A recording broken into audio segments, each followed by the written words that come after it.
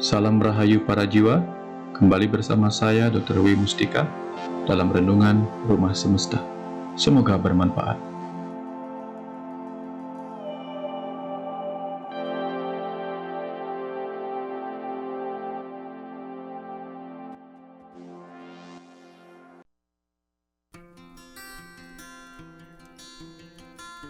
Bapak Ibu, kini kita akan memasuki sesi keempat kita dalam mengupas karma dalam kehidupan ini.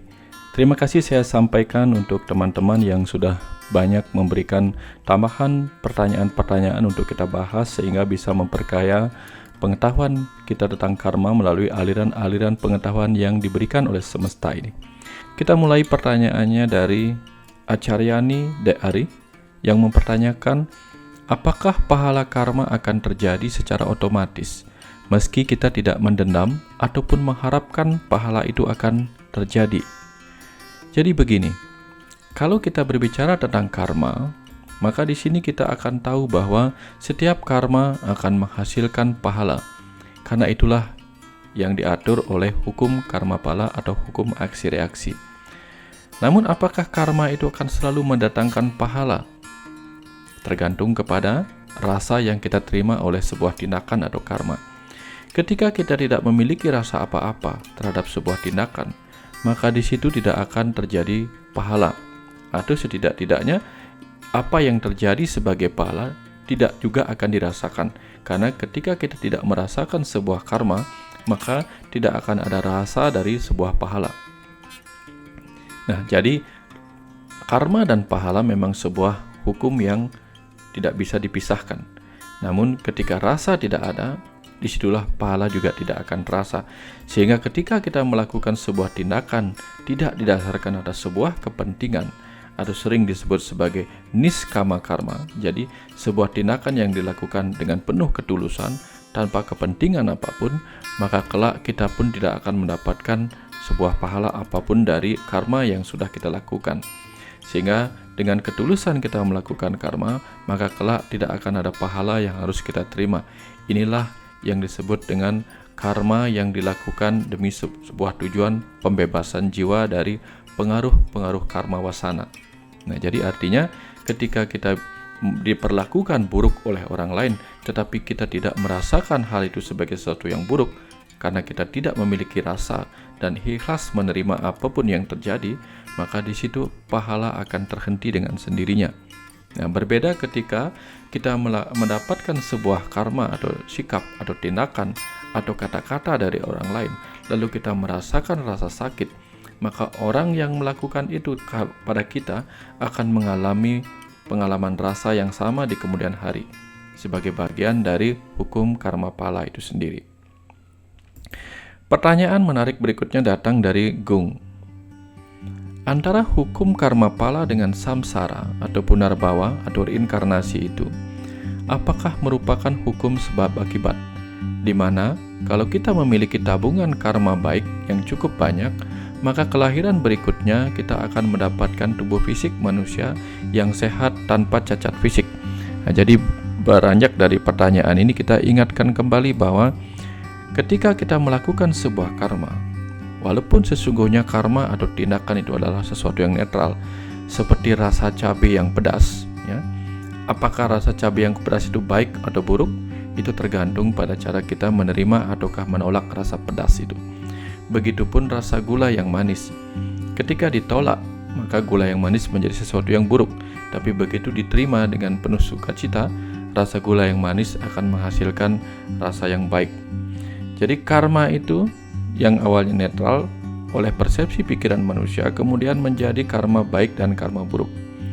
Nah, ketika sesuatu dilakukan sebagai apa yang disebut dengan karma baik, maka kemudian hari oleh akibat karma baik yang dilakukan itu, seseorang akan mengalami kelahiran kembali dalam kehidupan yang berbahagia.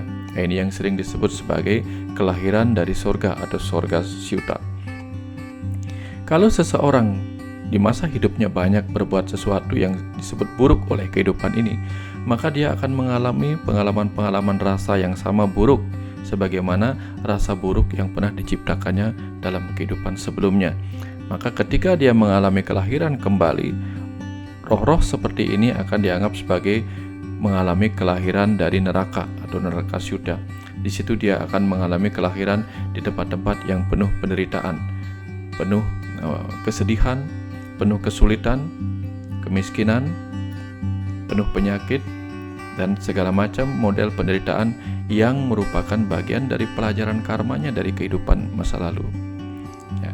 Sedangkan orang-orang yang banyak berbuat baik, banyak menolong orang, banyak melakukan sikap-sikap dan tindakan yang terpuji dan penuh hormat, yang menciptakan sukacita bagi orang lain, di kehidupan berikutnya rohnya akan masuk ke dalam kehidupan yang juga mengalami sukacita, kebahagiaan, kesejahteraan yang juga berlimpah, yang disebut sebagai kelahiran surga.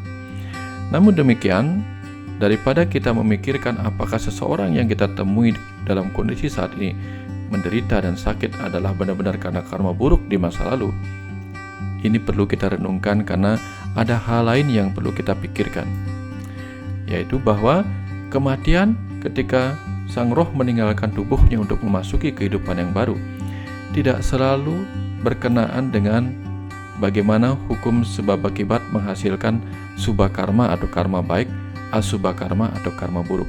Jadi tidak hanya subha karma dan asubha karma atau pengalaman-pengalaman buruk dan baik di masa lalu yang pahalanya harus diterima di kehidupan berikutnya yang menyebabkan manusia atau roh itu mendapatkan tubuh manusia atau tubuh-tubuh lain yang sesuai dengan pahala karma di masa lalunya. Sebab ada juga roh yang memiliki kehidupan baru dengan tujuan, misi, dan tugas rohnya masing-masing. Jadi ada orang yang memang terlahir dalam tubuh yang cacat, bukan karena dia pernah melakukan hal buruk di masa lalu, tetapi karena dia memang memilih tubuh itu untuk sebuah misi dan tugas kehidupannya, untuk memberikan pengetahuan-pengetahuan, kadang-kadang untuk memberikan motivasi, atau kadang-kadang untuk membangkitkan semangat orang-orang yang berada dalam tubuh yang sama seperti tubuh yang dipilih oleh roh-roh matang yang hadir sebagai pembimbing di kehidupan saat ini. Jadi dengan demikian, ketika saat ini kita menemui orang yang miskin, orang yang menderita, orang yang hidup dengan tubuh yang cacat, belum tentu sesungguhnya itu disebabkan oleh karma wasana atau pahala-pahala karma yang dibawanya dari kehidupan sebelumnya akibat dia pernah melakukan hal-hal buruk. Tetapi ini mungkin semata-mata karena misi dan tugas rohnya yang sudah matang untuk memberikan motivasi di kehidupan barunya saat ini. Pertanyaan lain datang kemudian dari Raga. Manusia terlahir kembali atau punarbawa karena hutang karma atau karma wasana. Lalu bagaimana hutang karma manusia atau makhluk hidup lainnya saat pertama kali diciptakan? Bukankah manusia atau makhluk hidup ketika diciptakan pada awal penciptaan dia bersifat nol, tidak ada hutang karma sebelumnya? Lalu bagaimana dia akan mendapatkan kondisi atau sifat-sifat yang dimilikinya dari kehidupan ini ketika dia belum pernah melakukan karma dari kehidupan sebelumnya? Nah, jadi berbicara tentang karma wasana ini, kita kembali mengingat bagaimana ketika alam semesta ini belum ada, ketika yang ada hanya kekosongan dan yang mengisi kekosongan yang kemudian kita sebut sebagai Tuhan. Untuk gampangnya saya ingatkan kembali kunci jawaban yang kita miliki untuk memahami kehidupan ini, yaitu bahwa Tuhan itu kita sebut sebagai kecerdasan semesta tak terbatas. Jadi kecerdasan semesta tak terbatas yang tak berwujud adalah yang mengisi segala ruang kosong di alam semesta sebelum ada ciptaan di alam semesta ini. Nah, kecerdasan semesta itu bersifat murni, suci, sejati, sehingga benar-benar tidak ternoda. Ya, segala nir dimilikinya. Nirupam, niranjano, tidak ada segala noda, tidak ada segala hal yang menyelubungi sang kecerdasan semesta tak terbatas. Lalu ketika kecerdasan semesta itu menunjukkan kemampuannya, di situ kecerdasan semesta mewujud menjadi energi semesta. Ada energi cahaya, ada energi suara, dan ada energi-energi lainnya. Nah, ketika menjadi energi semesta, disitulah mewujud sebagai entitas energi. Ada bentuk-bentuk energi cahaya, sebuah entitas. Nah, ketika energi semesta ini memadat menjadi materi semesta, kemudian materi semesta yang memadat membentuk wujud-wujud makhluk hidup, disitulah entitas energi yang merupakan bagian atau percikan dari energi semesta yang mewujud itu kemudian menempati tubuh-tubuh makhluk hidup sebagai roh yang murni. Jadi ketika di awal sang roh itu menempati tubuh makhluk-makhluk hidup, tentu saja di situ dia masih ada dalam kemurniannya sebagai sebuah entitas energi. Sampai kemudian di makhluk hidup semesta yang pertama kali ditempatinya itu, kemudian dia melakukan karma atau tindakan dengan tubuh fisik dan energi yang dimilikinya. Disitulah kemudian sang roh ini dilapisi oleh warna-warni karma wasana atau sisa-sisa karma yang telah melekat terbawa dari kehidupannya ketika menggunakan tubuh makhluk hidup yang pertama dia miliki itu. Nah, dari kehidupan demi kehidupan berikutnya, kemudian berbagai karma wasana itu terus menyelubungi sang roh, sampai kemudian dia berhasil untuk melepaskan segala selubung maya yang memberi sifat-sifat, memberi warna kepada individunya sebagai entitas energi yang murni. Disitulah sang roh kembali bisa membebaskan dirinya dari segala selubung maya itu, kemudian kembali menjadi kecerdasan semesta tak terbatas yang bersifat murni, suci, dan sejati. Inilah siklus kecerdasan semesta tak terbatas, dari yang murni kemudian menjadi energi, kemudian menjadi roh, kemudian memiliki karma wasana, lalu terus menjalani kehidupan demi kehidupan untuk melakukan proses pemahaman-pemahaman sekaligus pemurnian dirinya sehingga kembali menjadi sang sejati itu sendiri.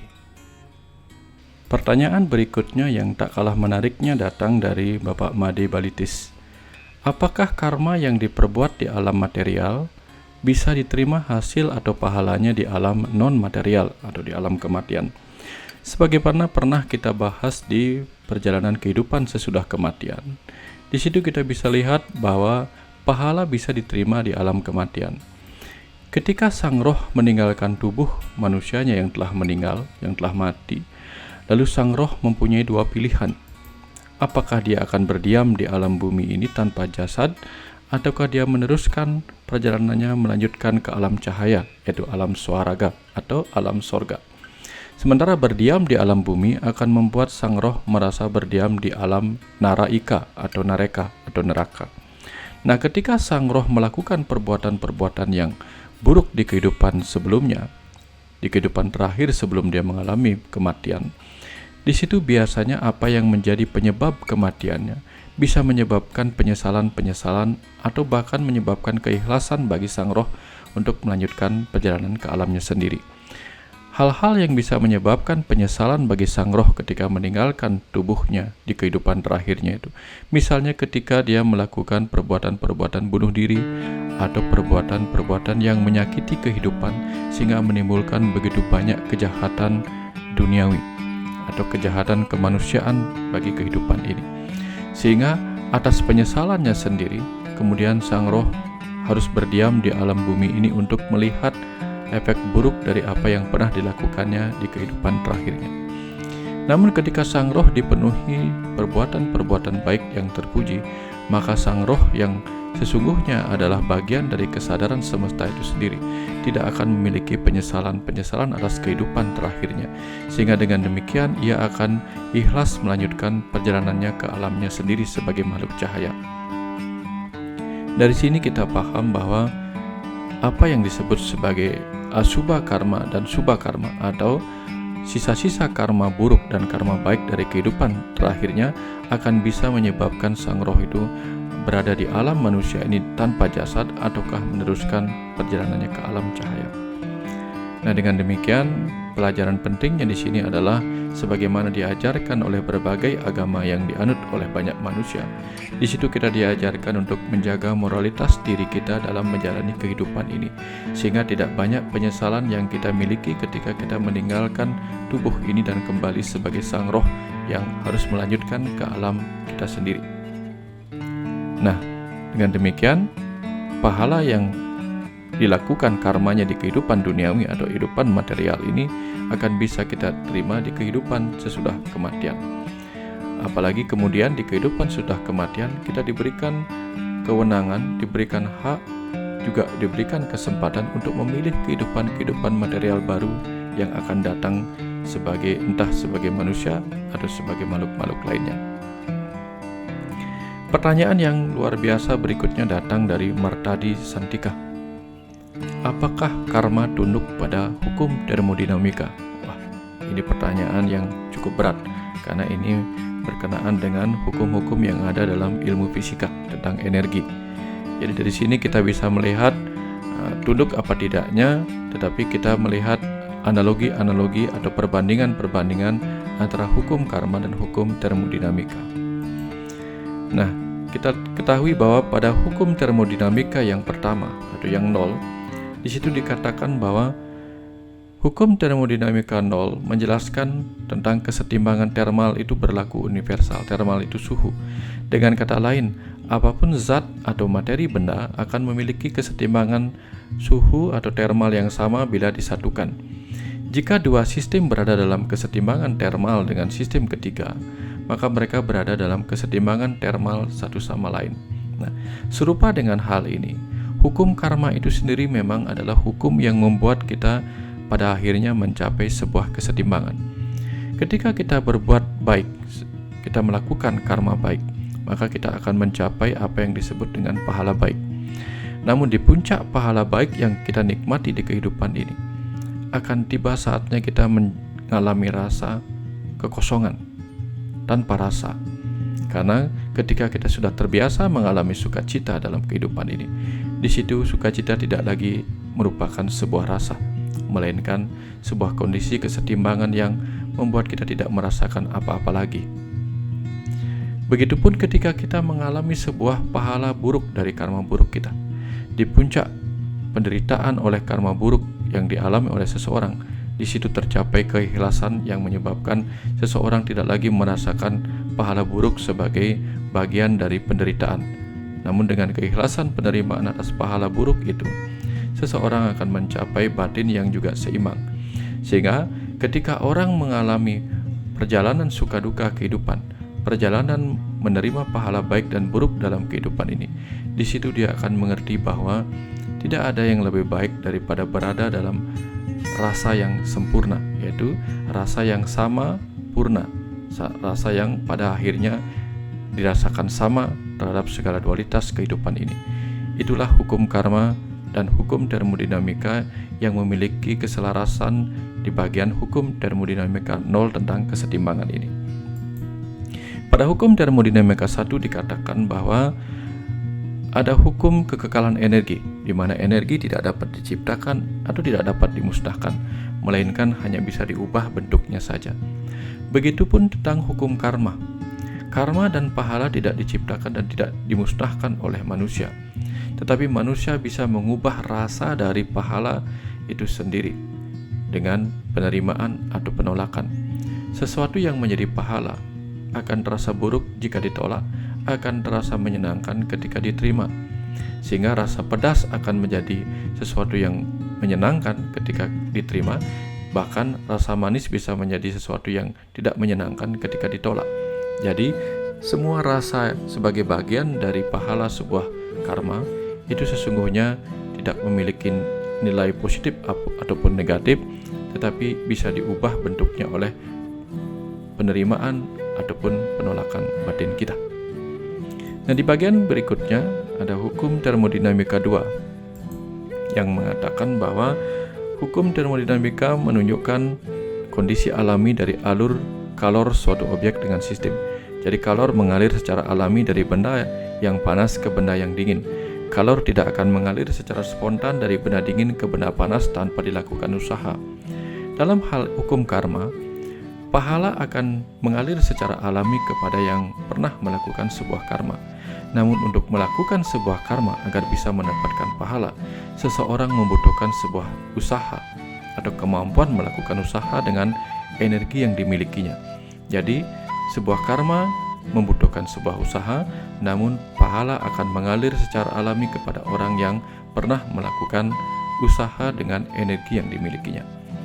Nah, kira-kira seperti itu kaitan antara keselarasan hukum karma dan hukum termodinamika dalam kehidupan ini.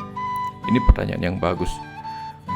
Barangkali di kemudian hari kita akan bisa melihat lebih mendalam lagi hubungan antara kedua hal ini. Pertanyaan selanjutnya datang dari Madelasmi Swasta.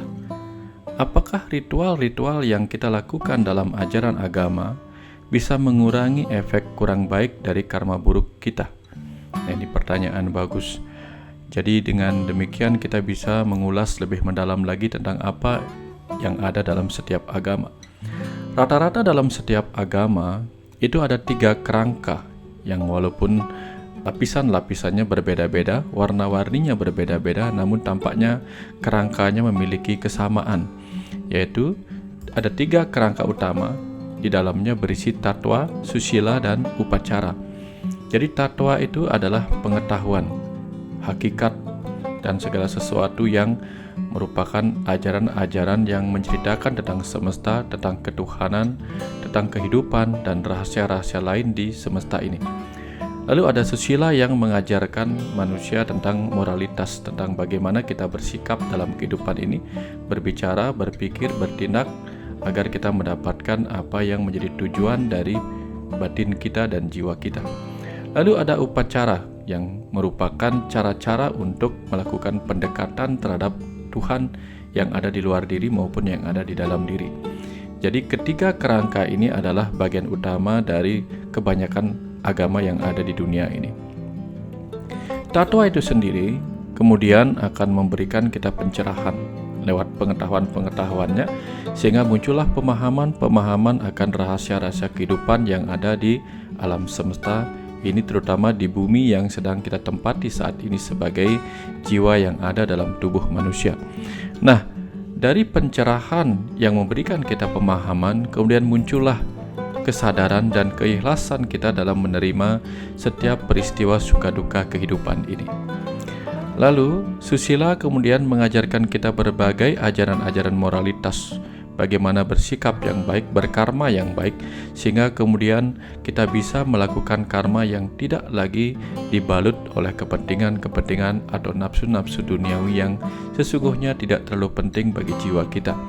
Inilah yang kemudian mengajarkan kita melakukan yang disebut niskama karma, tindakan yang tidak didasarkan atas kepentingan apa-apa, sehingga muncullah kesabaran ketika kita melakukan apapun dan menerima apapun yang ada di kehidupan ini. Sedangkan upacara sebagai cara atau jalan kita mendekat kepada Tuhan yang ada pada setiap makhluk, yang ada pada diri kita sendiri, yang ada di semesta ini, bisa dilakukan lewat upakara. Jadi upa artinya dekat, kara artinya hasil karya tangan. Jadi ada upacara yang dilakukan lewat upakara untuk mendekat kepada Tuhan. Upakara tidak selalu berarti sesajen. Jadi segala bentuk hasil karya tangan, entah seni, entah budaya, entah sesuatu yang kita ciptakan dari karya tangan kita untuk kita persembahkan kepada orang-orang dalam bentuk cinta kasih dan perhatian kepada orang-orang dan makhluk hidup di bumi ini, itu pun adalah bentuk upakara dalam wujud yang berbeda. Tapi semua itu kemudian bermuara kepada ketulusan kita dalam melakukan pengorbanan demi cinta kasih kita kepada Tuhan dalam diri setiap orang, dalam diri setiap makhluk, juga dalam diri kita sendiri. Nah, dengan demikian muncullah pada akhirnya rasa kepasrahan ketika kita melakukan segala sesuatu yang berkenaan dengan upaya kita mendekat kepada Tuhan. Nah, jadi dari sini kita paham bahwa kerangka tatwa, susila, dan upacara itulah kemudian membantu kita mencapai batin yang tulus, ikhlas, sabar, dan pasrah. Dengan demikian, maka apapun yang datang sebagai karma baik atau karma buruk dalam kehidupan kita, kita bisa terima dalam rasa yang sama. Sehingga itulah kita bisa mencapai batin yang sempurna oleh rasa sama yang kita rasakan dalam segala dualitas kehidupan ini. Selain itu, ketika tatwa, susila, dan upacara dipahami lebih mendalam, di situ kita akan menemukan bahwa akan terjadi peningkatan dalam aspek spiritual, aspek sosial, aspek psikis, dan aspek fisik kita, sehingga kemudian apa yang menyebabkan penderitaan dalam kehidupan kita ini oleh karena interaksi di antara sosial, psikis atau mental, kemudian spiritual dan tubuh fisik kita akan menjadi berkurang, menyebabkan penderitaan dalam kehidupan kita. Nah, namun sayangnya Upacara-upacara yang sering dilakukan di kebanyakan agama tidak dipahami secara lebih mendalam. Kadang-kadang upacara hanya diibaratkan orang yang hanya mengisi rasa laparnya, tapi tidak mengisi rasa laparnya dengan makanan-makanan yang bernutrisi bagi pertumbuhan dan kesehatannya. Jadi sekedar makan. Jadi ada ritual-ritual yang dilakukan tidak dipahami makna mendalamnya, sehingga makna upacara itu sendiri tidak memberikan ketenangan pada batinnya untuk bisa menerima segala dualitas pahala karma yang diterima dalam kehidupan saat ini. Nah, padahal sesungguhnya apapun yang datang dalam kehidupan ini, ketika dimaknai sebagai sebuah upacara atau cara kita mendekat kepada segala dualitas ciptaan Tuhan itu sendiri, maka di situ kita akan merasakan ketulusan, kepasrahan, kesabaran, dan keikhlasan. Nah, jadi kalau ritual-ritual dijalankan dengan benar, ya, baik susilanya maupun hakikat-hakikat atau tatwa pengetahuan yang ada di dalamnya, seperti inilah yang akan kita temukan. Batin yang tenang, batin yang damai, batin yang bisa menerima segala sesuatu. Sebagaimana kita paham, ketika kita bisa menerima segala dengan penuh sukacita, di situ tidak akan ada lagi penderitaan karena penolakan batin kita. Kira-kira seperti itu, Made. Pertanyaan berikutnya datang dari Joe Bali. Apakah setelah meninggal, kita boleh memilih tempat di mana saja untuk kita berreinkarnasi? Misalnya kita mau lahir di Swedia atau di belahan bumi lain, apakah itu bisa? Sebagaimana sudah dijelaskan pada video sebelumnya tentang kehidupan sesudah kematian. Jadi kemana kita setelah mati? Di situ kita bisa paham bahwa kemanapun kita ingin terlahir di kehidupan berikutnya sangat tergantung kepada apa yang kita butuhkan di kehidupan berikutnya. Apakah kita membutuhkan pelunasan hutang karma, membutuhkan pembelajaran, atau ingin menyelesaikan sesuatu di kehidupan berikutnya sebagaimana tugas yang dibebankan kepada kita sebagai jiwa yang akan terlahir kembali. Dengan demikian, jika kita datang ke kehidupan berikutnya untuk melakukan sesuatu demi sebuah tugas, maka kita akan menempati ruang dan waktu sesuai tugas yang kita emban. Tapi kalau kita datang ke kehidupan berikutnya hanya untuk menikmati kehidupan di bumi ini oleh kerinduan kita, karena kematangan roh kita sudah tercapai, maka mau lahir dimanapun kita bisa untuk menikmati keindahan-keindahan yang ingin kita rasakan. Sayangnya kebanyakan roh terlahir dari kehidupan yang penuh penderitaan, sehingga dia memilih untuk terlahir kembali untuk menyelesaikan penolakan-penolakan yang menyebabkan penderitaan dalam kehidupannya. Jadi dengan demikian, kalau kita ingin terlahir dimanapun kita mau, maka jalan satu-satunya adalah kita terus-menerus mematangkan pertumbuhan jiwa kita dalam kesadaran, sehingga kelak kita bisa menikmati kedatangan kita kembali di kehidupan dunia ini sekadar untuk jalan-jalan atau sekadar untuk menikmati kerinduan kita kepada bumi yang penuh keindahan ini. Pertanyaan lain kemudian datang dari Pro Bali. Bagaimana agar karma positif yang kita lakukan bisa lebih powerful dan bagaimana memurnikan karma negatif? Kita tahu bahwa setiap karma itu akan bisa menjadi powerful, ya, kalau itu didukung oleh dua kekuatan yang kita miliki, yaitu kekuatan dari pikiran sadar dan kekuatan dari pikiran bawah sadar atau kecerdasan bawah sadar kita. Kita tahu bahwa potensi kekuatan pikiran sadar kita ada sekitar 12%, sedangkan potensi kekuatan batin bawah sadar kita ada sekitar 88%. Dengan demikian, kalau kita ingin karma positif yang kita lakukan memiliki kekuatan untuk mencapai sebuah pahala, itu kita butuhkan bantuan dari pikiran sadar kita dengan menggunakan kecerdasan pikiran intelektual kita, juga menggunakan kekuatan perasaan kita. Jadi ketika kita melakukan sesuatu yang positif dan menginginkan hasilnya akan terjadi karena adanya kekuatan yang powerful atas karma kita, maka sertakan kecerdasan pikiran kita untuk berimajinasi tentang apa yang menjadi tujuan dari karma baik kita. Kemudian gunakan kekuatan dari perasaan kita yang penuh sukacita bahwa apa yang kita lakukan secara positif akan mencapai pahala yang juga positif. Ditambah lagi kalau kemudian kita memiliki keyakinan dan kepasrahan kepada kekuatan batin bawah sadar kita yang ada di dalam diri kita, juga yang ada di semesta yang tak terbatas ini. Jadi dengan bantuan kecerdasan pikiran sadar dan kecerdasan bawah sadar, di situ kemudian karma yang kita yang positif akan memiliki kekuatan untuk mencapai apa yang menjadi tujuannya. Demikian pula halnya dengan karma-karma yang negatif. Kalau karma itu negatif, dimulai dari pemikiran kita yang negatif, disertai oleh kekuatan perasaan kita yang penuh kebencian, penuh amarah, penuh dendam, apalagi kita yakin bahwa itu akan menjadi sesuatu yang tidak menyenangkan bagi orang lain, maka di situ kita akan mengerti bahwa pada akhirnya karma negatif kita pun akan memiliki kekuatan menjadi nyata, sehingga ada kata-kata yang mengatakan bahwa apa yang kita cintai akan mewujud, apa yang kita benci pun akan mewujud dalam kehidupan kita. Lalu bagaimana kita bisa memurnikan kembali karma negatif yang mungkin sudah terlanjur kita lakukan? Tidak ada jalan lain selain kemudian kita meminta maaf secara tulus kepada orang-orang yang pernah menerima karma buruk yang pernah kita lakukan sebelum hari ini, sebelum saat ini, bahkan sebelum kehidupan saat ini. Dengan ketulusan kita meminta maaf, di situ kita akan mengharapkan bahwa pahala di kemudian hari yang merupakan hasil dari karma buruk kita di masa lalu akan bisa terlunasi tanpa kita harus merasakan kembali, karena kita sudah memiliki kesadaran akan apa yang kita lakukan itu adalah sebuah karma buruk.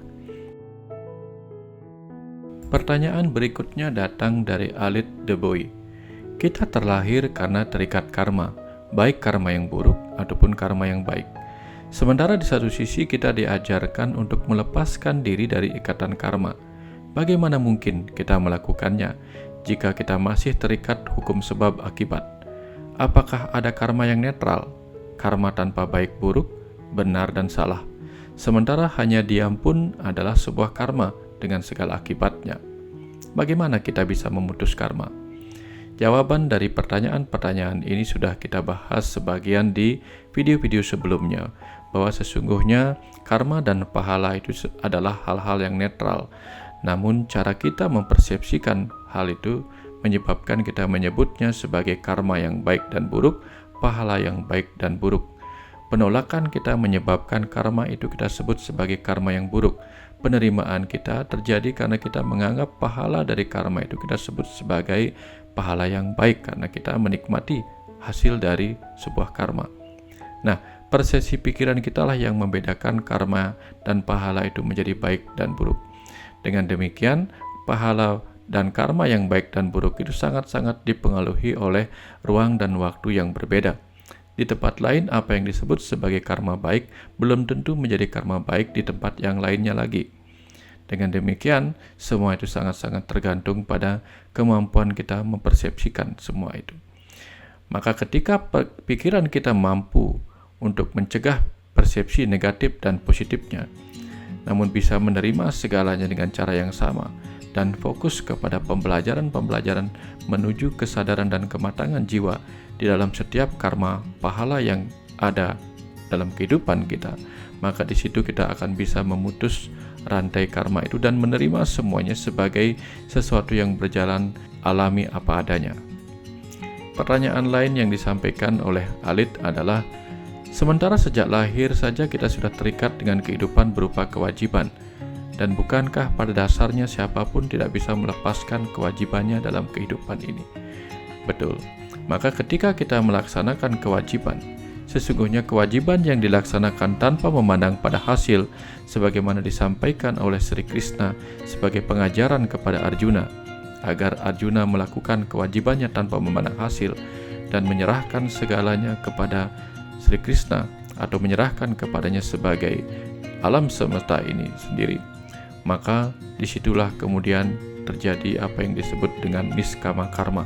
Jadi melaksanakan dharma dan kewajiban, melaksanakan tindakan tanpa terjebak kepada hasil-hasil tindakan itu sendiri, melainkan menyatu ke dalam kehendak semesta melalui segala tindakan ini untuk memutar roda kehidupan.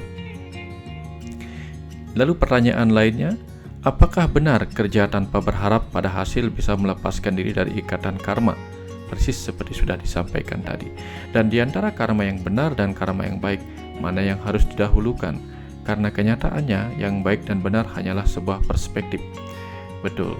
Karena itulah kemudian kita belajar melakukan sesuatu hanya karena kita harus melakukan sesuatu itu sebagai dharma atau kewajiban kita, tanpa memikirkan apakah itu sesuatu yang baik, apakah sesuatu yang benar. Namun kita hanya mengikuti apa yang sudah disepakati sebagai sebuah ajaran moralitas dalam kehidupan di tempat di mana kita menjalani kehidupan itu sendiri. Karena di tempat-tempat yang berbeda, apa yang baik belum tentu baik, apa yang benar belum tentu benar. Begitu pula apa yang buruk dan salah belum tentu buruk dan salah di mata kehidupan yang sedang kita jalani. Dengan demikian, intinya adalah kita melakukan tugas kita sesuai dengan apa yang menjadi dharma dalam kehidupan ini. Pertanyaan berikutnya datang dari Bapak Jamaluddin. Mengapa konsep karma dan punarbawa pada ajaran Buddha dan Hindu bisa berbeda, padahal keduanya berdasarkan ajaran dharma? Sebagaimana kita tahu bahwa dari danau yang sama seringkali mengalir sungai-sungai dengan lika-liku yang berbeda, arus yang berbeda, yang satu kadang terjal, yang satu kadang landai. Namun pada akhirnya kita akan mengerti bahwa semua itu bermuara di samudra yang mungkin juga sama. Jadi dari sini kita paham bahwa perbedaan itu bukanlah sesuatu yang sangat-sangat penting untuk kita kedepankan. Yang paling penting adalah di bagian manapun aliran sungai itu kita arungi, di situ kita akan bisa menikmati setiap pemandangan yang berbeda, namun ujung-ujungnya kita akan bermuara pada sumber pengetahuan dari samudra yang sama. Sejumlah pertanyaan berikutnya datang dari Ibu Dewi Kina Kusumasanti. Apakah karma berlaku matematis? Misalnya, apakah karma dengan niat dan tanpa niat akan memberi hasil yang sama? Sebagaimana sudah pernah kita bahas sebelumnya, bahwa karma itu tergantung pada rasa yang kita terima. Karena ketika rasa yang kita terima berbeda dengan rasa lain dengan karma yang sama, maka akan mendapatkan pahala rasa yang berbeda. Sebagaimana misalnya ketika kita dipukul dari belakang oleh orang yang tidak kita kenal, tetapi ternyata orang itu adalah orang yang kita panggil memang untuk memijat punggung kita yang sedang kelelahan, mungkin saja kemudian pahala yang akan dia dapatkan berbeda dengan jika punggung kita dipukul benar-benar dengan niatan yang tidak baik oleh seseorang yang bahkan sudah kita kenal sebelumnya. Jadi pahala atas sebuah karma sangat tergantung dari rasa apa yang kita terima atau rasakan dengan sebuah karma yang diperlakukan kepada kita. Dengan demikian, pahala rasa apapun yang pernah kita lakukan kepada orang lain, maka pelajaran rasa yang sama akan kita dapatkan akibat karma yang dilakukan oleh orang lain kepada kita di masa berikutnya. Selain itu, dalam kehidupan nyata ini kita tahu bahwa pada hukum positif sebuah negara, kita tahu bahwa sesuatu yang dilakukan dengan niat dibandingkan dengan dilakukan tanpa niat akan memberikan keputusan hukum yang berbeda. Sehingga sesuatu yang dilakukan dengan penuh kesengajaan akan mendapatkan hukuman yang lebih berat dibanding sesuatu itu dilakukan tanpa unsur kesengajaan.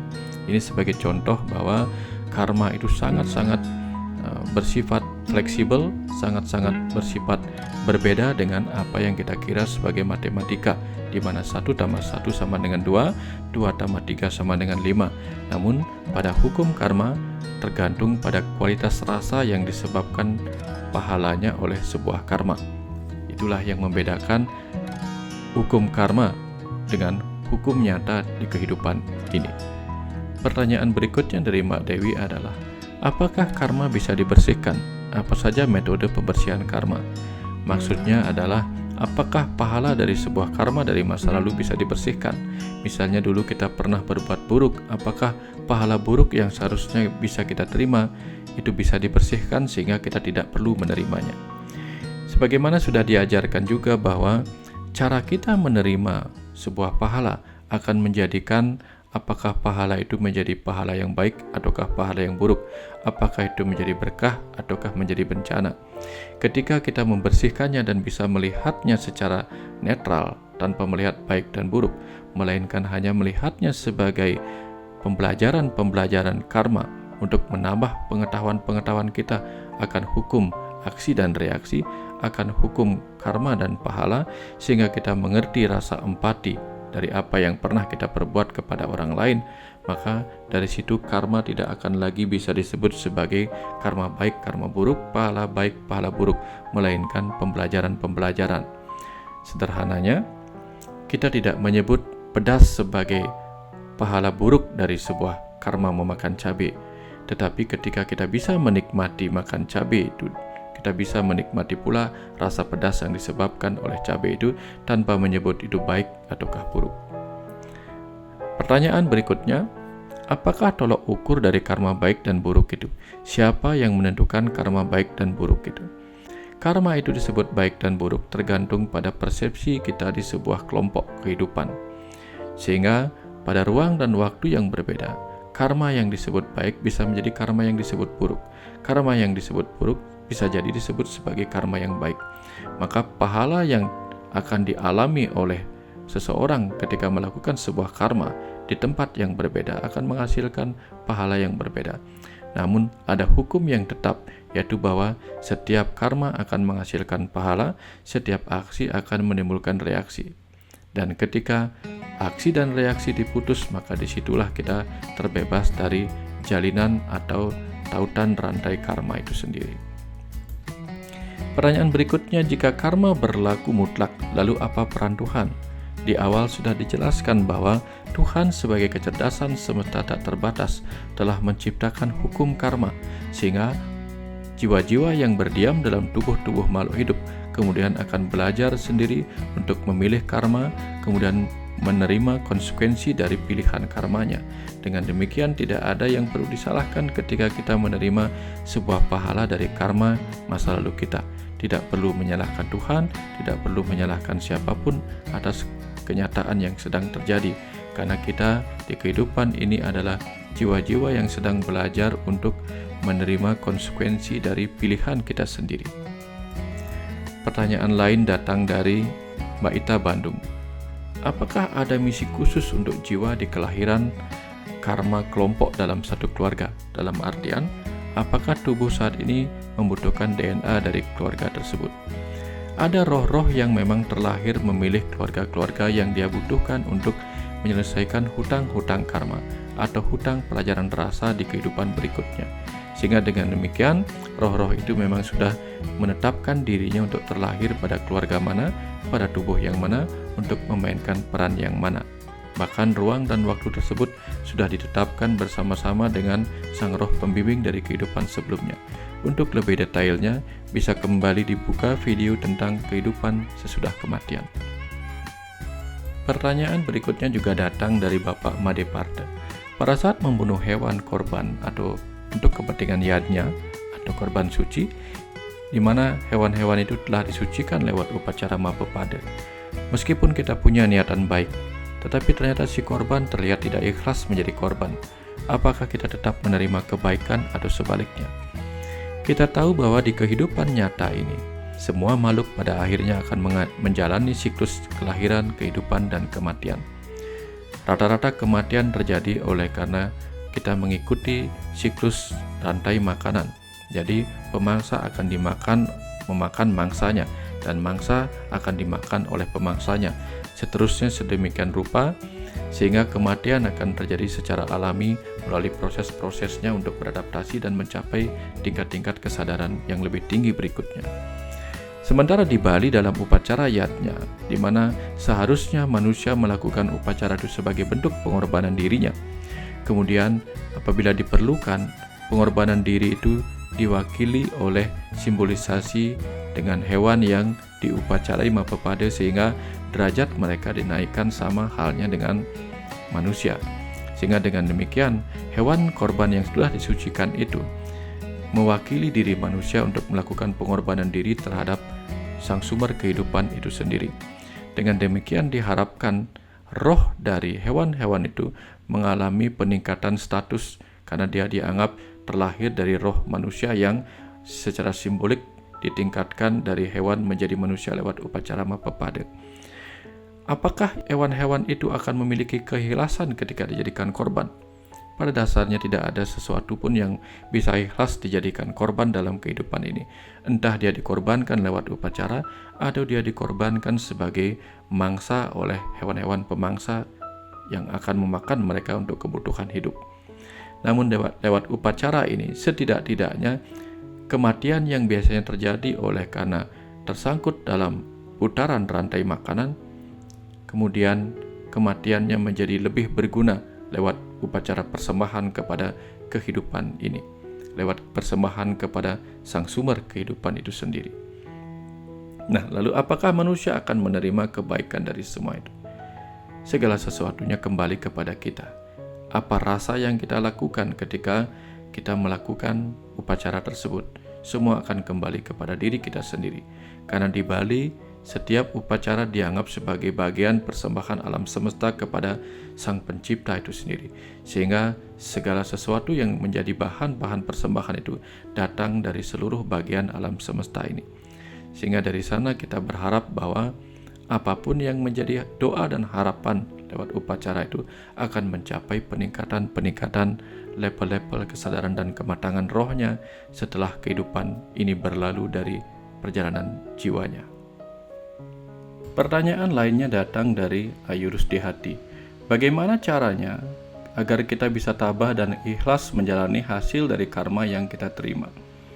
Ketika kita menyadari bahwa keikhlasan terletak di bagian penerimaan dan bukan penolakan, maka yang perlu kita pahami adalah alasan apa yang perlu kita miliki untuk menerima sebuah hasil dari karma. Kita tahu bahwa kehidupan ini merupakan jalinan atau tautan-tautan karma pahala dari masa-masa sebelumnya. Apa yang belum kita pelajari sebagai hutang karma akan menjadi pelajaran berikutnya di kehidupan berikutnya di masa depan dari kehidupan kita saat ini. Dengan demikian, semua pahala dari karma yang pernah kita lakukan sesungguhnya bagian dari pelajaran-pelajaran yang membuat jiwa-jiwa kita bertumbuh semakin matang dan semakin meningkat dalam kesadaran semestanya. Sehingga dengan demikian, menolak hasil karma sama saja sebenarnya kita menolak berkah-berkah yang menumbuhkan jiwa kita di kehidupan yang sudah kita jalani dari masa ke masa. Mereka yang memiliki kesadaran akan selalu bisa menerima dengan ikhlas apa yang menjadi bagian dari takdirnya, karena tautan karma yang menjadi pahala dari kehidupan masa lalunya merupakan pembelajaran-pembelajaran yang akan terus mematangkan pertumbuhan jiwanya. Dengan demikian, ketika setiap peristiwa kehidupan yang datang dalam kehidupan kita saat ini, kita anggap sebagai sebuah jalan pelunasan hutang pelajaran karma yang akan terus mencerdaskan jiwa kita. Di situ biasanya kita dengan mudah akan ikhlas menerima apapun yang datang dalam kehidupan kita, baik suka maupun duka, karena di dalamnya terselip pengetahuan-pengetahuan yang mematangkan pertumbuhan jiwa kita. Pertanyaan lain juga datang dari Bapak Wayan Swastika. Apabila segala kejadian yang kita alami selama menjalani kehidupan ini adalah terkait dengan karma masa lalu, bagaimana dan apa penyebab karma baru itu ada atau terlahir? Kita tahu bahwa ketika kita menerima sebuah pahala dari karma, biasanya kita akan bereaksi. Entah membalas karma itu, entah diam, atau entah mempelajarinya. Ketika kita melakukan sebuah reaksi atas sebuah pahala dari karma masa lalu kita, reaksi itulah ada kemungkinan akan menjadi aksi baru atau karma baru, karena bisa saja kita membayar melebihi apa yang pernah kita hutangi di masa lalu sebagai hutang karma. Dengan demikian, aksi kita kadang-kadang merupakan reaksi yang berlebihan terhadap apa yang seharusnya kita tidak berikan sebuah reaksi. Nah, itu sebabnya ketika Bhisma dipanah oleh Sri Kandi, Bhisma tidak melakukan perlawanan. Meskipun sebagai kesatria yang agung yang tak terkalahkan di medan pertempuran, Bhisma dengan mudah bisa mengalahkan Sri Kandi. Namun demikian, Bhisma tidak membalas karena dia tahu itu adalah hutang karma yang tidak perlu dibalaskannya. Ketika dia membalaskan sebagai sebuah reaksi, disitulah akan muncul karma baru. Sehingga karma baru sesungguhnya adalah aksi-aksi atau reaksi-reaksi berlebihan atas pahala karma yang kita terima dari masa sebelumnya. Namun ketika kita melakukan karma di kehidupan ini sebagai bagian dari tugas kita menjalankan peran dengan karma atau tindakan kehidupan kita, ketika itu tidak kita lakukan dengan sebuah harapan akan hasil yang sering disebut sebagai niskama karma, maka di situ kita akan melakukan karma tanpa mengharapkan pahala. Dari situ kita akan terbebas dari tautan pahala di masa depan yang harus kita terima sebagai bagian dari hutang piutang karma kehidupan ini. Dengan demikian, karma baru bisa menjadi karma yang tidak menghasilkan pahala, atau karma baru tidak akan terbentuk ketika kita tidak bereaksi berlebihan terhadap sebuah pahala karma dari masa lalu. Kenapa mesti ada bad karma dan good karma jika hidup hanyalah tempat untuk mengalami rasa bagi jiwa? Sesungguhnya sebagaimana pernah kita bahas sebelumnya, bahwa tidak ada karma yang baik dan karma yang buruk. Tidak ada tindakan baik, tindakan yang buruk. Persepsi-persepsi kita, kesepakatan-kesepakatan kita akan bentuk-bentuk karma itulah yang memberi label-label kepada sebuah karma itu baik ataupun buruk. Tidak ada sebutan buruk untuk rasa pedas bagi cabai, tidak ada sebutan buruk bagi rasa manis dari gula. Tapi begitu kita menolak sesuatu, menolak rasa pedas dan menolak rasa manis, disitulah manis dan pedas memiliki baik dan buruk menurut penilaian-penilaian dan kesepakatan-kesepakatan kita yang ditentukan oleh perubahan-perubahan ruang dan waktu. Dari situlah good karma dan bad karma mulai tercipta. Good karma yang kita lihat di tempat lain belum tentu menjadi good karma di tempat yang lainnya. Demikian juga bad karma belum tentu mempunyai penilaian bad karma dari tempat yang lainnya. Begitulah persepsi kita memberi nilai kepada sesuatu yang sesungguhnya netral dalam kehidupan ini. Apakah karma itu bersifat transferable, di mana orang lain bisa menerima konsekuensi dari hasil perbuatan seseorang? Sebagaimana kita tahu, cabai tidak akan memberi rasa pedas kepada nasi, tetapi nasi yang dicampur dalam satu mangkok, satu wadah dengan cabai, kemudian nasi itu pun akan mengalami rasa dari cabainya sendiri. Bukan nasinya yang pedas, tetapi tetap saja cabainya yang pedas. Namun karena dia tercampur dalam wadah yang sama, maka nasi itu pun akan mendapatkan rasa pedas yang sama. Dengan demikian, sesungguhnya pahala dari sebuah karma tidak ditransfer secara langsung. Namun orang-orang yang ada di dalam percampuran sebuah ruang dan waktu akan mengalami apa yang menjadi seakan-akan sebuah hasil pahala yang ditransfer. Namun demikian, tidak ada kebetulan di dunia ini yang menempatkan orang pada ruang dan waktu yang bersamaan untuk menerima sebuah pahala atau berkah ataupun bencana yang sama di sebuah ruang dan waktu. Jadi ketidakkebetulan itulah yang menyebabkan seakan-akan karma buruk atau karma baik bisa ditransfer kepada orang secara tidak langsung ataupun secara langsung.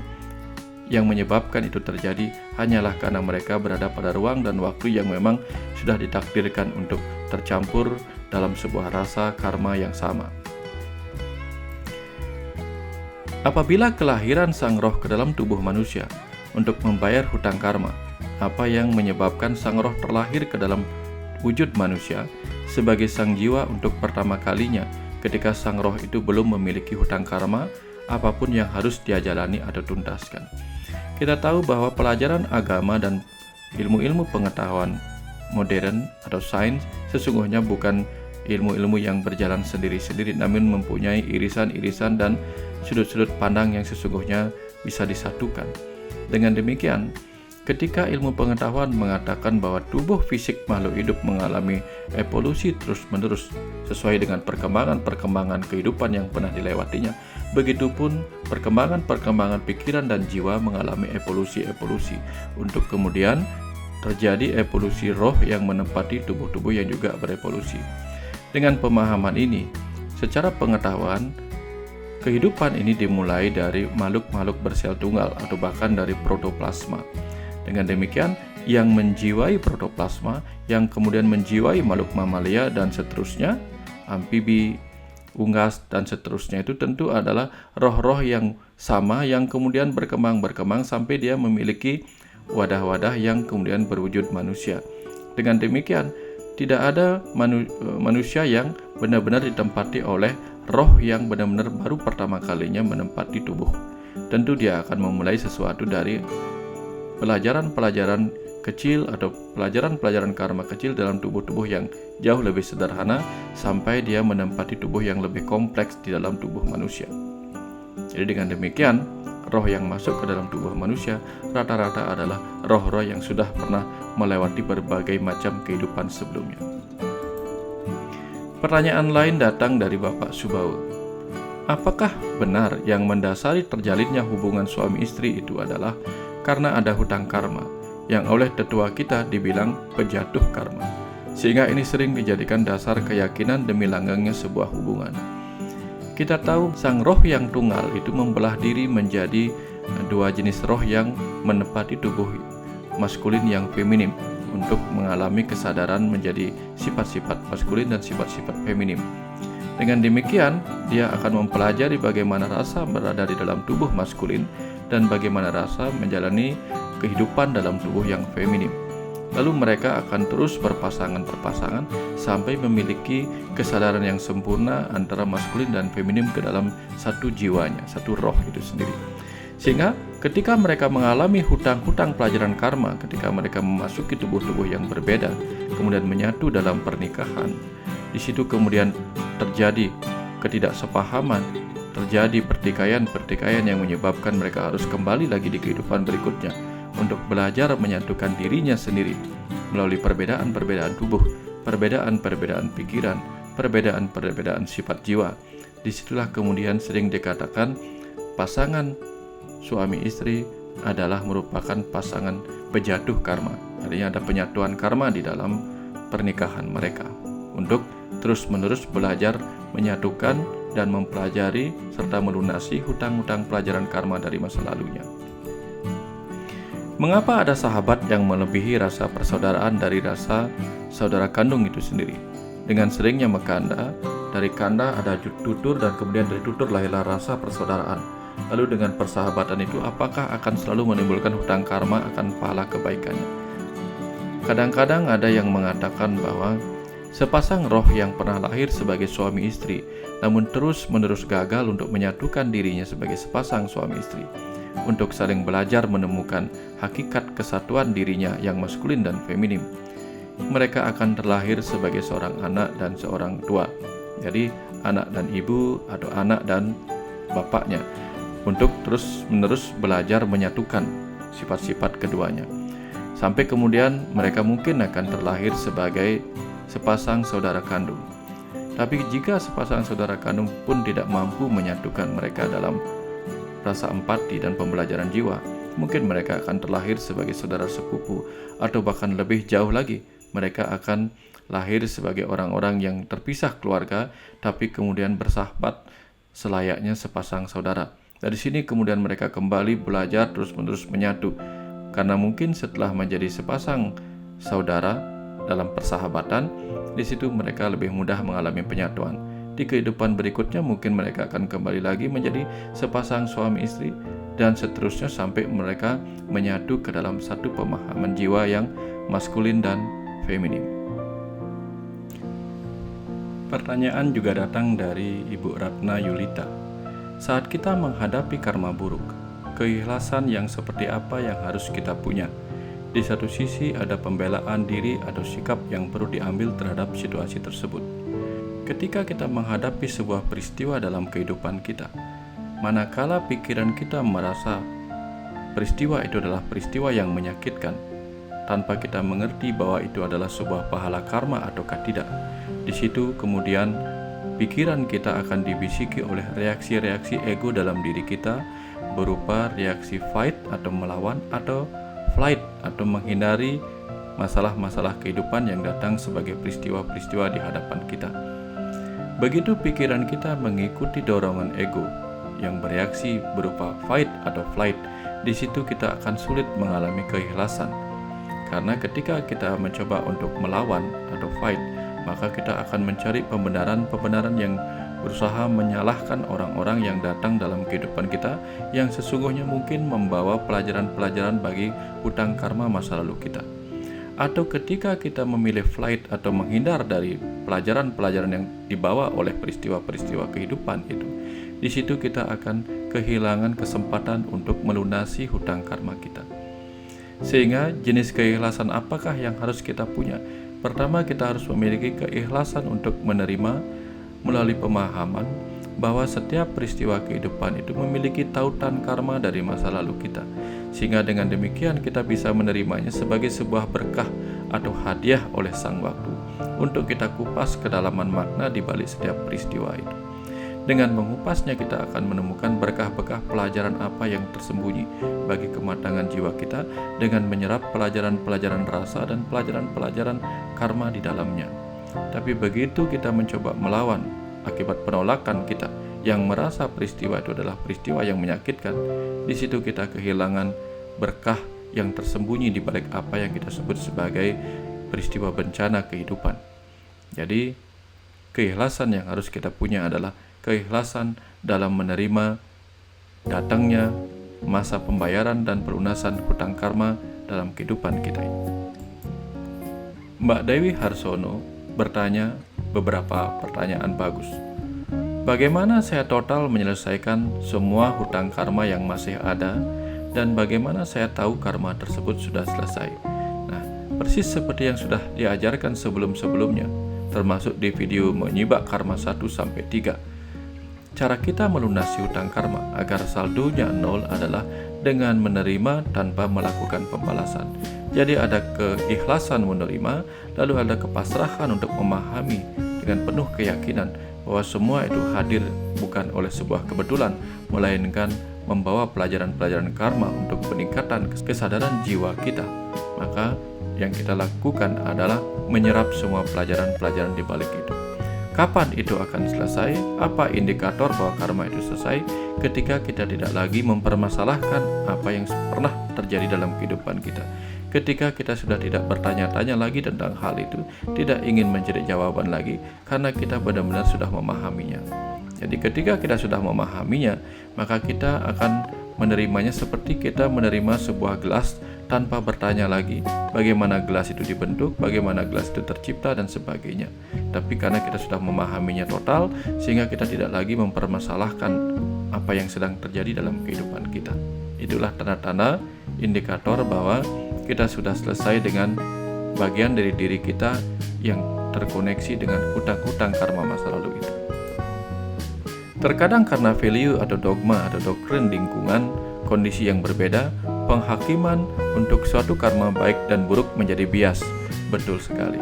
Apa yang menjadi dogma-dogma, nilai-nilai yang diajarkan di lingkungan kita, di keluarga kita, atau di pengetahuan-pengetahuan yang kita baca, itu akan membingkai kita dalam perbedaan baik dan buruk terhadap sebuah karma dan pahala. Ini bisa menjadi baik, juga bisa menjadi buruk. Tetapi ketika kita menyadari keuniversalan diri kita, kesemestaan diri kita, kita akan berusaha untuk membebaskan diri kita kembali dari penilaian baik dan buruk, kemudian melihat segala sesuatunya secara murni, semata-mata sebagai bentuk-bentuk pembelajaran yang perlu kita cerna untuk kematangan jiwa kita. Jiwa kita yang sudah sekian lama dan berkelanjutan tentunya akan terus berkarma. Bagaimana bisa berinvestasi karma baik yang berkelanjutan? Selama kita ada di kehidupan ini, kita akan terus berkarma, dan kita pun akan terus mendapatkan pahala dari karma itu, sampai kita memiliki kecerdasan, kesadaran, dan kemampuan untuk melakukan karma hanya semata-mata demi tindakan itu sendiri, tanpa mengharapkan sebuah hasil. Sehingga dengan demikian, maka kita tidak perlu merasa sebuah karma baik adalah investasi bagi pahala surga di kemudian hari, atau pahala kebaikan di kemudian hari. Melainkan kita melakukan karma hanya semata-mata sebagai sebuah bentuk terima kasih atas energi yang diberikan kepada kita. Kemudian kita berkarma untuk mengembalikan energi itu kepada semesta ini melalui tindakan-tindakan yang bermanfaat bagi kehidupan ini. Sesungguhnya investasi karma yang benar adalah di mana kita melakukan karma semata-mata sebagai sebuah persembahan bagi kehidupan ini untuk menggulirkan siklus kesemestaan ini terus mengalir apa adanya. Pertanyaan juga datang dari Mbak Epita Karmika. Apakah penyelesaian karma dapat kita atur di kehidupan saat ini? Dengan harapan di kehidupan yang akan datang, kita memperoleh kehidupan dengan karma yang lebih sedikit. Reaksi-reaksi kita terhadap peristiwa-peristiwa kehidupan yang merupakan pahala dari karma masa lalu kita bisa diatur terutama oleh pikiran dan perasaan kita. Diawali oleh bagaimana kita merasakan sebuah peristiwa kehidupan yang datang di saat ini. Ketika perasaan kita menerima peristiwa kehidupan itu sebagai sesuatu yang menyakitkan, yang menyedihkan, yang menciptakan kebencian di dalam diri kita, maka pikiran kita akan bereaksi untuk mempertahankan dirinya. Disitulah muncul mekanisme pembelaan ego yang memberi bisikan-bisikan kepada pikiran sadar kita, baik untuk melawan ataupun untuk melarikan diri atau menghindar, fight atau flight. Apapun pilihan yang dibisikkan kepada pikiran sadar kita, baik untuk fight, melawan ataupun flight, menghindar, ketika pikiran sadar kita mengikuti dengan kata-kata, maka kita akan melawan dengan pembenaran demi pembenaran, atau kemudian kita menghindar agar tidak melakukan pertikaian-pertikaian, pertengkaran-pertengkaran dengan apa yang tidak kita sukai dalam kehidupan ini. Namun begitu pikiran sadar kita lebih melihat itu sebagai sebuah pembelajaran dalam kehidupan ini, bukan sebuah perasaan yang menyakitkan, di situ pikiran kita akan mencoba mencari pelajaran-pelajaran apa yang ada di dalamnya, entah meminta pendapat dari luar maupun minta pendapat dari kecerdasan jiwa di dalam dirinya. Dari situ kemudian pikiran sadar kita akan mendapatkan lebih banyak lagi pengetahuan-pengetahuan untuk diserap bagi pertumbuhan sang jiwa. Dengan demikian, maka di kehidupan berikutnya dia tidak perlu lagi mempelajari pelajaran-pelajaran karma yang sama, karena sudah dipahaminya di kehidupan saat ini melalui penerimaan dan penyerapan terhadap pelajaran-pelajaran yang tersembunyi di setiap peristiwa-peristiwa kehidupan. Bapak Tommy Ruslim kemudian meneruskan, umumnya kita lupa akan karma baik dan mungkin bisa terlena. Bagaimana kita bisa selalu eling agar karma baik itu tidak berbuah menjadi karma buruk di kehidupan berikutnya? Menjadi eling itu selalu dimulai dengan kita siap-siap mengamati apa yang datang dalam kehidupan kita dengan penuh kewaspadaan. Kebanyakan kita kehilangan kewaspadaan sehingga kita tidak menyadari bahwa apa yang datang dari kehidupan kita adalah pelajaran-pelajaran yang tersembunyi. Agar kita bisa selalu eling bahwa yang datang adalah sesuatu yang merupakan berkah pelajaran bagi kehidupan kita, yang kita lakukan pertama kali adalah menahan diri kita untuk tidak segera bereaksi terhadap apapun yang datang. Dengan mengamati lebih dulu apa yang datang, lalu membiarkan pikiran sadar kita bertanya dan menunggu bisikan-bisikan yang mencerahkan dari dalam diri, agar tidak direspon oleh pikiran-pikiran yang dibentuk oleh ego-ego negatif ataupun ego-ego lain dalam diri kita yang penuh dengan kegelapan.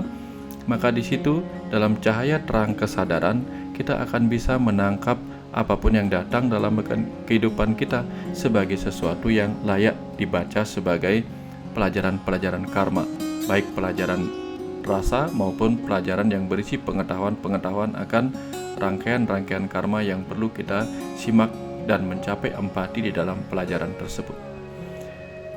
Ketika kita tidak bereaksi contohnya kepada sebuah karma buruk yang kita terima saat ini, maka dengan demikian reaksi kita tidak akan membawakan kita karma buruk di kehidupan berikutnya. Pertanyaan berikutnya datang dari Ibu Jujun Kurnia. Jika kita sadar bahwa yang menimpa kita adalah sebuah karma atau pahala karma, hasilnya seperti apa? Dan jika kita tidak sadar dan tidak menerima, hasilnya seperti apa? Apakah karma-karma yang terus hadir dalam kehidupan kita bisa kita tuntaskan?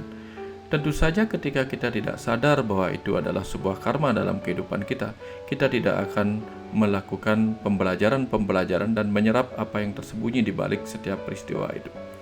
Namun ketika kita sadar bahwa apa yang kita terima dalam kehidupan ini adalah bagian dari tautan karma masa lalu kita, maka di situ kita akan mencoba menyerapnya. Dengan demikian, kita tidak akan melakukan perlawanan, kita tidak akan mendendam, kita tidak akan membalas sebagaimana ajaran-ajaran para nabi, ajaran-ajaran para avatar, ajaran-ajaran orang-orang suci. Dengan demikian, kita akan terbebas dari siklus-siklus putaran karma yang selalu kita terima dari kehidupan demi kehidupan, karena kita belum berhasil mencapai keikhlasan dalam penerimaan dan berhenti dalam pembalasan pahala karma yang kita terima dalam kehidupan ini. Pertanyaan menarik berikutnya datang dari Bapak Artajadi. Apakah ada hubungan karma dengan apa yang dialami oleh seseorang sekarang dalam bentuk sakit menaun atau susah sembuh? Dalam sebuah penelitian yang ditulis oleh Dr. Michael Newton dalam buku Journey of Soul, di sana pernah ada seseorang yang mengaku mengalami nyeri pada tenggorokannya, namun sudah berobat kemana-mana tetapi tidak juga kunjung sembuh. Sampai kemudian dilakukan hipnosis regresi. Disitulah ketahuan bahwa orang tersebut jauh di kehidupan masa lalunya pernah mengalami sebuah kejadian yang terbawa dalam ingatan rohnya, di mana ketika dia masih kecil, dia terpanah di bagian tenggorokannya. Tubuhnya sudah mati, namun demikian dia membawa ingatan akan penderitaan atas kematiannya itu di kehidupan berikutnya, sehingga dia masih membawa ingatan dalam rohnya yang terpancar kepada tubuh fisiknya yang baru. Sehingga ketika dia akhirnya bisa menerima kematiannya di masa lalu, disitulah kemudian terjadi proses penyembuhan yang benar-benar ajaib dirasakan oleh klien itu sendiri. Padahal sesungguhnya yang hilang hanyalah ingatan yang membekas pada rasa sakit di pikirannya, yang terbawa oleh ingatan yang disebut sebagai Mano Maya Kosa yang terbawa oleh sang roh itu sendiri. Jadi kalau kita pernah mengalami sebuah kondisi penyakit yang kita bawa sekarang, lalu ketika tiba saatnya kita meninggalkan kehidupan ini dan kita belum ikhlas oleh cara kematian kita, maka itu mungkin akan terbawa di kehidupan berikutnya. Sampai kita benar-benar ikhlas melupakan apa yang pernah terjadi sebagai jalan kematian kita di kehidupan sebelumnya, entah karena penyakit, entah karena situasi yang lain yang menyebabkan kerusakan tubuh kita dan terputusnya kehidupan kita akibat kita tidak mampu lagi menyembuhkan tubuh kita. Pertanyaan serupa datang dari Bapak Wayan Sekara. Apabila kita meninggal karena sakit yang diakibatkan oleh karma masa lalu, dan dalam sakit itu pun belum tuntas terbayarkan, apakah lanjutan tunggakan sakit itu akan kita terima di kehidupan akan datang? Bila orang sakit karena karma masa lalu, itu pergi berobat ke orang pintar, ia bisa disembuhkan. Apakah orang pintar itu telah mengambil karma buruk dari orang yang sakit itu? Kita tahu sejak awal bahwa manusia pada dasarnya terdiri dari 5 lapisan panca maya kosa. Jadi 5 selubung maya. Lapisan tubuh, lapisan energi, lapisan pikiran, lapisan pengetahuan, dan lapisan kebahagiaan. Ketika roh meninggalkan tubuh fisiknya yang disebut ana maya kosa, maka di situ sesungguhnya apa yang pernah terjadi pada tubuh fisik seharusnya tidak dibawa sebagai ingatan oleh sang roh di dalam lapisan pikirannya atau mano maya kosanya. Namun ketika Mano Maya Kosa masih menyimpan semua ingatan buruk akan kematian atau penyakit yang menyebabkan dia meninggalkan kehidupan ini, maka itu akan membekas dan membawanya kepada kehidupan berikutnya, sehingga muncullah rasa-rasa yang hampir sama dengan apa yang pernah dialami di kehidupan berikutnya. Itu sebabnya apapun yang kita alami di kehidupan saat ini, kita harus belajar untuk terus-menerus membuang hal-hal yang tidak penting untuk kita bawa sebagai roh di dalam kehidupan berikutnya. Dan ketika kita pernah pergi ke orang pintar untuk mengalami penyembuhan dan kita mengalami sebuah kesembuhan, mungkin saja kesembuhan itu bukan terjadi karena memang tubuh fisik kita yang sakit lalu beranjak sembuh, tetapi banyak hal dalam kehidupan kita ini kita mengalami sakit fisik yang disebabkan oleh apa yang terjadi pada pikiran kita, pada mental kita, pada batin kita. Dan ketika batin kita memiliki keyakinan dan ketenangan setelah pergi kepada orang pintar, keyakinan dan keikhlasan kita dalam penerimaan, itulah yang sebenarnya menyebabkan tubuh kita dengan cerdasnya mampu melakukan proses penyembuhannya sendiri tanpa diganggu oleh pikiran-pikiran buruk tentang dirinya sendiri. Jadi orang pintar itu atau orang-orang yang memiliki berkah-berkah penyembuhan itu mampu membuat kita memiliki keyakinan akan kesembuhan kita sendiri. Pada akhirnya kesembuhan terjadi oleh karena kecerdasan sel-sel kita melakukan proses penyembuhan bagi dirinya sendiri. Kali ini pertanyaan datang dari Mbak Feby Hapsari, Presiden. Apakah ketika seseorang melakukan suatu perbuatan yang tidak baik, lalu ia sudah bertaubat, apakah ia akan tetap mendapatkan karma yang tidak baik tersebut? Kita coba lihat skema berikut ini. Sebuah pertobatan sesungguhnya berasal dari adanya sebuah pengakuan. Jadi ketika seseorang benar-benar mengalami sebuah pertobatan, di situ biasanya bermula dari pengakuannya atas sebuah kesalahan. Orang-orang yang belum menyadari dirinya telah melakukan kesalahan, di situ pertaubatan hanyalah kata-kata di luar, sementara di jiwanya sendiri belum merasakan itu sebagai sebuah kesalahan. Ketika pengakuan benar-benar telah terjadi di dalam diri, di situ kemudian reaksi-reaksi ego akan terhenti dengan sendirinya. Maka pertobatan akan menciptakan sebuah keikhlasan dan kepasrahan. Keikhlasan untuk siap-siap menerima dan kepasrahan untuk menjalani apapun yang menjadi kehendak dari hukum karma pala itu sendiri. Maka ketika orang sudah mencapai keikhlasan dan kepasrahan oleh pertaubatan yang benar-benar datang dari kedalaman jiwa, maka di situ keikhlasan dan kepasrahan yang berasal dari pertaubatan diri akan menyebabkan orang-orang itu mampu menerima pahala dari sebuah karma dengan apa adanya, tanpa penghakiman, tanpa keluhan, tanpa mencoba untuk kembali menyalahkan orang lain atas apa yang diterimanya. Sebab menyalahkan orang lain, membenarkan diri sendiri adalah bagian-bagian dari reaksi-reaksi ego yang belum menyadari dirinya telah melakukan sebuah kesalahan. Lalu pertanyaan juga datang dari Bapak Nyoman Mertana. Bagaimana hubungan karma dengan alam bawah sadar? Karena sekilas karma hanya menimpa orang yang meyakininya. Jadi yang menyimpan di alam bawah sadarnya saja. Coba kita ingat kembali bagaimana pikiran sadar itu ketika dia melakukan karma. Ketika pikiran sadar melakukan karma, entah lewat pemikiran, entah lewat ide-ide, lewat sikap, lewat kata-kata, ataupun tindakan fisik, di situ semua dampak dari karma yang dilakukan secara pikiran sadar itu kemudian akan tersimpan sebagai sebuah memori di pikiran atas sadar atau pada ingatan jiwa, pada lapisan manomaya kosa sang roh, yang kemudian akan mungkin terbawa pada kehidupan masa depan dan kehidupan berikutnya. Selain itu, dampak dari sebuah karma akan tersimpan sebagai ingatan di dalam pikiran bawah sadar yang tersimpan pada tubuh kita, sehingga pikiran bawah sadar kita akan menyimpan ingatan-ingatan akan karma masa lalu di dalam DNA yang kemudian diteruskan pada tubuh-tubuh keturunan berikutnya, yaitu generasi-generasi manusia atau makhluk-makhluk hidup berikutnya. Dari sinilah kemudian bagaimana karma itu diteruskan melalui kehidupan demi kehidupan untuk menjadi bahan-bahan pembelajaran, sehingga terjadilah evolusi tubuh, evolusi pikiran, dan evolusi jiwa. Nah, ketika semua ini sudah dijalani, kita akan paham bahwa rangkaian-rangkaian karma dan pahala itu sesungguhnya bagian dari tahapan-tahapan pembelajaran diri sang roh untuk mencapai tingkat-tingkatan yang lebih matang. Dengan demikian, karma pahala tidak hanya berlaku pada orang yang percaya, karena karma pahala adalah sebuah hukum semesta, seperti matahari memberikan cahaya kepada bumi ini. Entah orang percaya atau tidak percaya bahwa matahari itu memancarkan panas ke bumi, tetap saja matahari akan terasa panas ketika kita berada di bawahnya. Hal yang sama terjadi pada hukum karma pahala. Orang akan basah ketika bermain air, orang akan terbakar ketika bermain api. Entah percaya apa tidak percaya kepada api itu sendiri bisa membakar.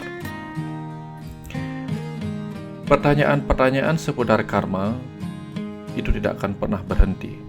Sebanyak apapun kita mengupasnya, akan selalu ada banyak pertanyaan-pertanyaan yang mungkin serupa, mungkin berbeda pada tiap orang. Ketika pertanyaan-pertanyaan itu sama antara satu orang dengan orang lainnya, itu adalah karena kehidupan ini juga memiliki berbagai pengalaman-pengalaman karma pahala yang sama.